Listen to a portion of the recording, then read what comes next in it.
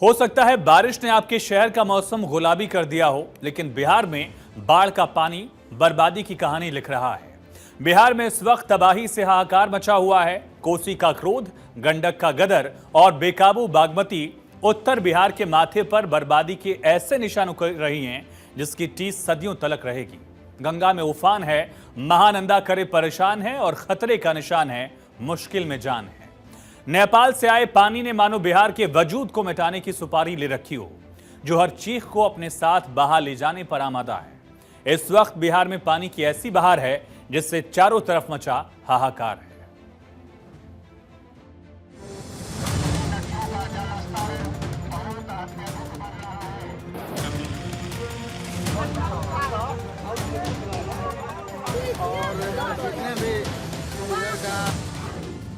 नेपाल में बाढ़ से हाहाकार, पानी में डूब रहा बिहार।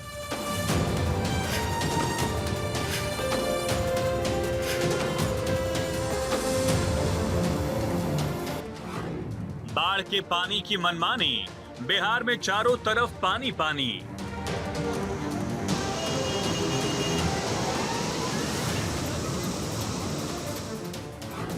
बिहार में उफान पर नदियां, सड़कें बन गई दरिया।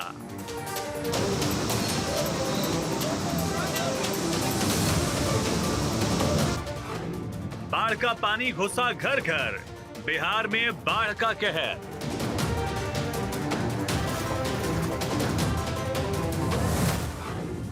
डूब गई सड़कें और अस्पताल, बिहार में बाढ़ का आफतकाल।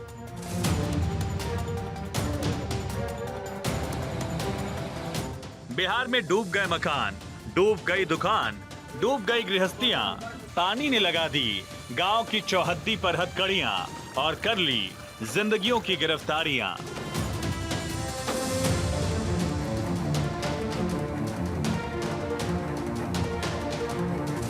किस गांव का नाम लें, किस गली का नाम बताएं, किस मोहल्ले की तस्वीर दिखाएं, सिर्फ नाम ही बदलें, तस्वीर एक सी है।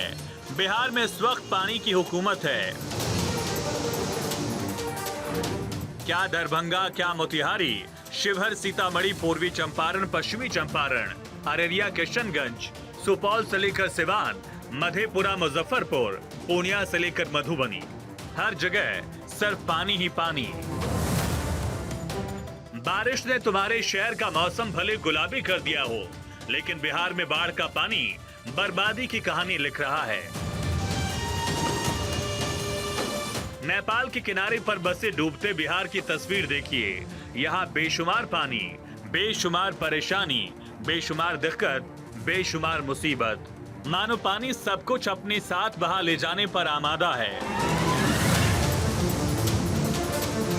उत्तर बिहार 56 साल बाद बाढ़ का कहर झेल रहा है। 56 साल बाद बर्बादी की ऐसी तस्वीर, 56 साल बाद मुसीबतों का ऐसा पहाड़ और 56 साल बाद बिहार में बाढ़ ने ऐसा कहर बरपा दिया है जिससे जो भी देख रहा सिर पकड़ ले रहा है। गंडक गदर मचा रही है, गंगा गरज रही है, महानंदा खतरे के निशान के पार है। सावधान, कोसी के क्रोध ने बिहार में बर्बादी की ऐसी तस्वीर उकेर दी जिसकी देह पर पानी के जुल्म के निशान छपे हुए हैं।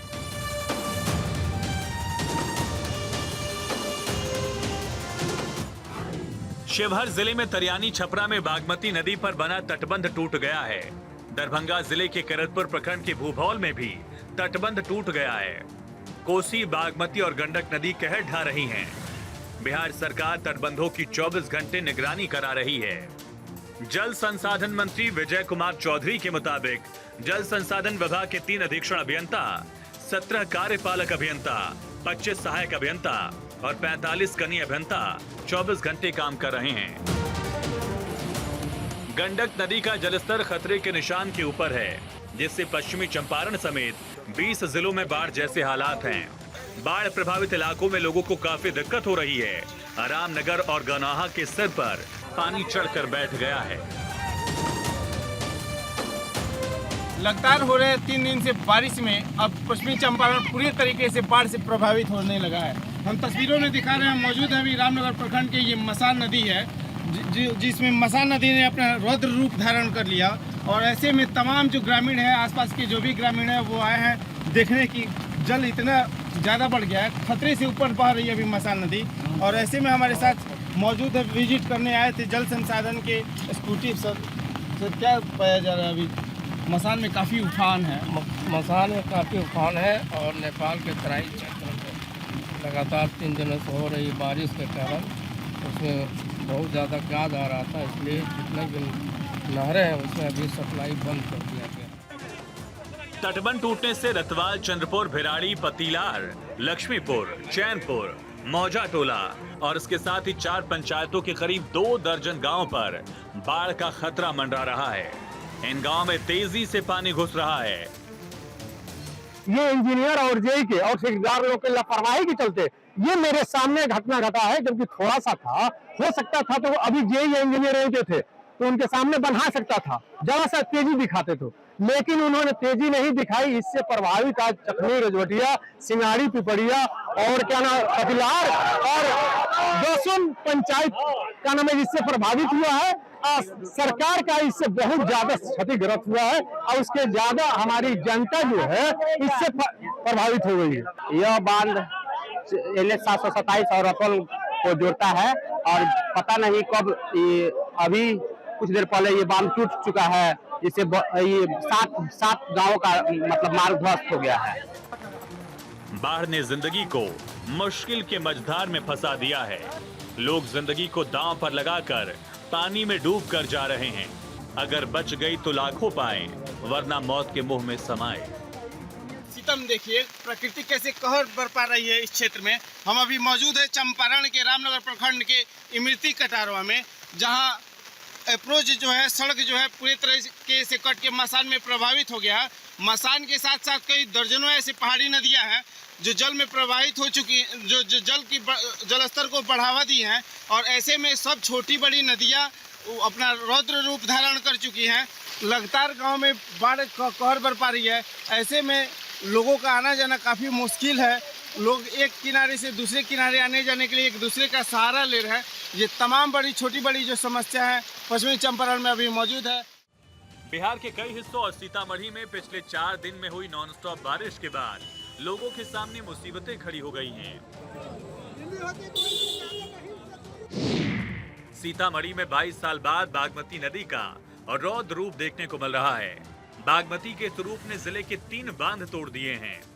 शिवहर में भी एक जगह बांध टूट गया। बांध टूटने के बाद 10 पंचायत के 30 गांव में संकट के बादल छा गए हैं।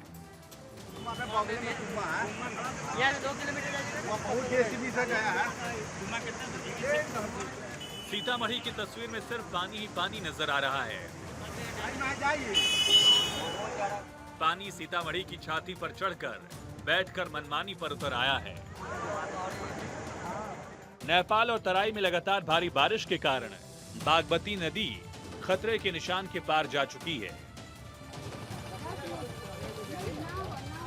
वहीं गंडक नदी के जलस्तर में भी काफी वृद्धि हुई। इसके बाद जिले पर एक बार फिर बाढ़ का संकट बढ़ गया है। इस स्थिति को देखते हुए मुजफ्फरपुर की जिला प्रशासन टीम ने अलर्ट जारी किया है। साथ ही बड़ी तैयारी इंतजाम में लगातार टीम जुटी हुई है। एडीएम आपदा प्रबंधन विभाग मनोज कुमार ने बताया, वाल्मीकि नगर बैराज से छोड़े गए पानी के बाद गंडक का जलस्तर और बढ़ने की संभावना है इतना पानी और अभी तक यहाँ स्थिति नियंत्रण में है, लेकिन अगले 24 घंटों में मुजफ्फरपुर जिले में पानी पहुँचने की आशंका है। बागमती, गंडक और बूढ़ी गंडक के सभी तटबंध सुरक्षित हैं। सभी पर जल संसाधन विभाग, बाढ़ नियंत्रण प्रमंडल, जिला प्रशासन के द्वारा सतत चौकसी बढ़ती जा रही है और सभी पर पुलिस डिपार्टमेंट के द्वारा भी गश्ती कराई जा रही है ताकि तटबंध सुरक्षित रहे। इसके साथ ही जो आपदा प्रबंधन विभाग के द्वारा जो निर्देश जारी किया गया है कि जो स्टैंडर्ड ऑपरेटिंग प्रोसीजर के तहत जो भी तैयारियां करनी थी, उसके तहत जैसे नाव की उपलब्धता, पॉलीथीन शीट्स की उपलब्धता, आश्रय स्थल को चिन्हित किया जाना एवं अन्य जितनी भी तैयारियां हैं वो हम सभी स्तर पर मुकम्मल है। बाढ़ का पानी सड़कों पर आकर खड़ा हो गया है। जिन सड़कों पर चलती थी गाड़ियां, वहां नाव चलाने की नौबत आ गई है। जो मकान कल तक खुद पर इतराते थे, पानी ने उनके वजूद को खत्म कर दिया है। चारों तरफ सिर्फ पानी ही पानी दिखाई दे रहा है, मानो पानी ने बिहार को बर्बाद करने की सुपारी ले ली हो। मधुबनी में इस वक्त एक चीज बेशुमार है, पानी ही पानी। पानी के दरमियान से जान हथेली पर रखकर निकली जिंदगी कह रही है, आज बच गए तो मानो बच ही गए, वरना अपने साथ बहा ले जाएगा। मधुबनी में गांव के गांव पानी में डूब गए हैं, हालात मानो हाथ से निकल गए हैं। क्या बताया जाए, क्या सुनाया जाए, शहर दर शहर, गांव दर गांव, मोहल्ले दर मोहल्ले पानी में डूबे हैं।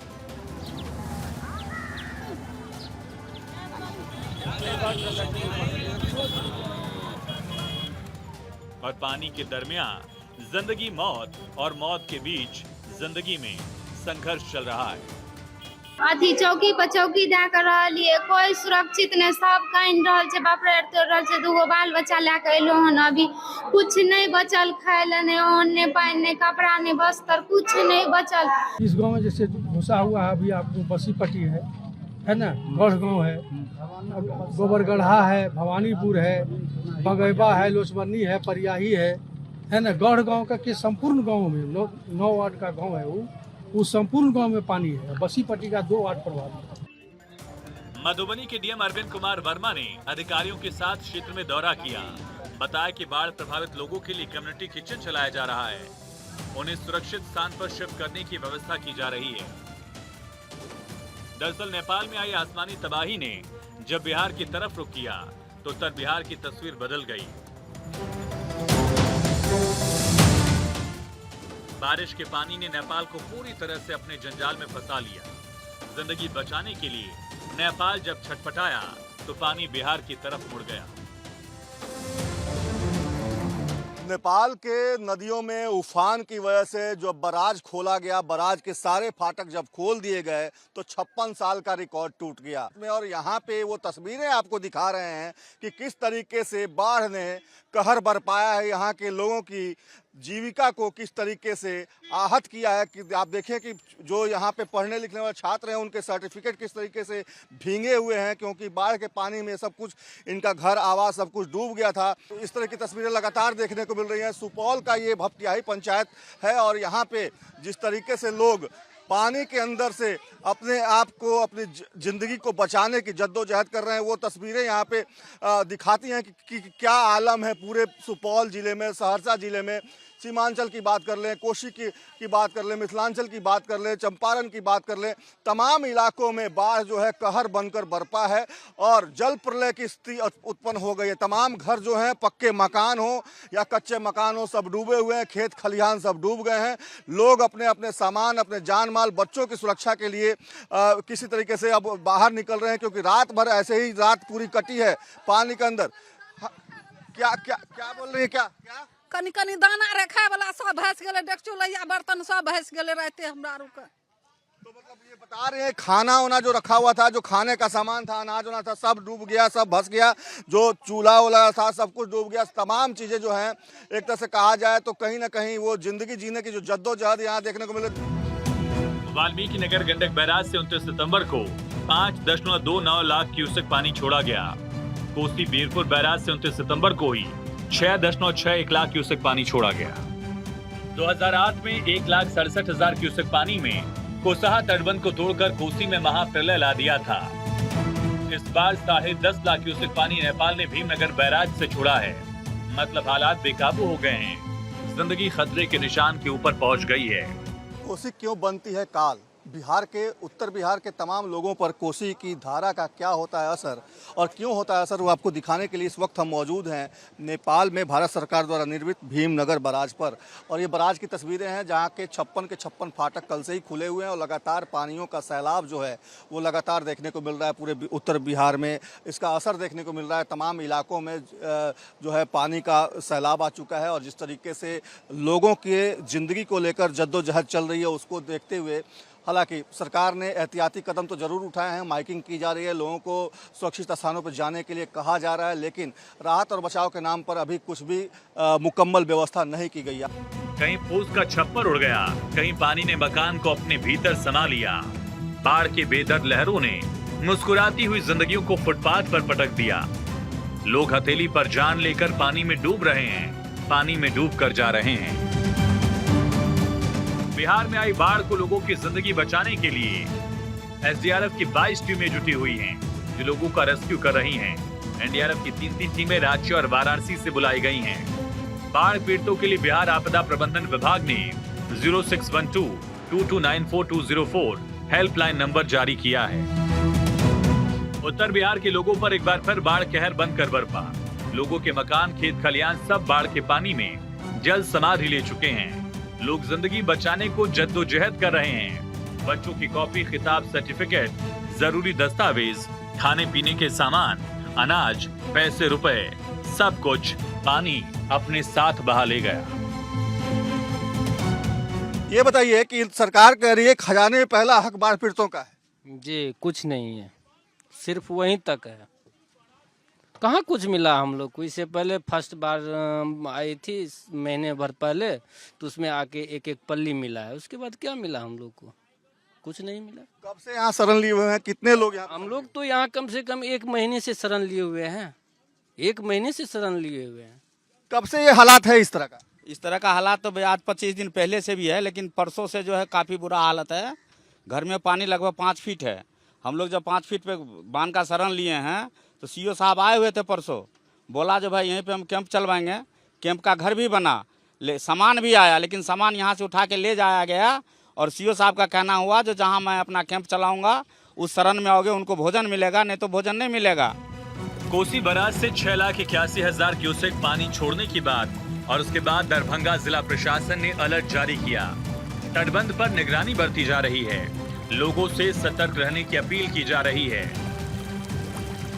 हम लोग जागरूक हैं, लगातार नजर बनाए हुए हैं। जो पानी है खासतौर से जो कोसी का क्षेत्र है, हमारे बिरौल अनुमंडल के किरतपुर, घनश्यामपुर, गौरागौरम और कुशेश्वर स्थान पूर्व अंचल क्षेत्र से होकर जो गुजरता है, तो वहाँ पर राइजिंग ट्रेंड है।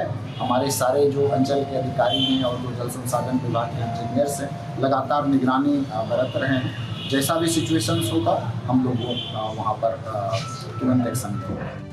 सहरसा जिले समेत सीमावर्ती पड़ोसी देश नेपाल में रुक रुक कर लगातार बारिश हो रही है।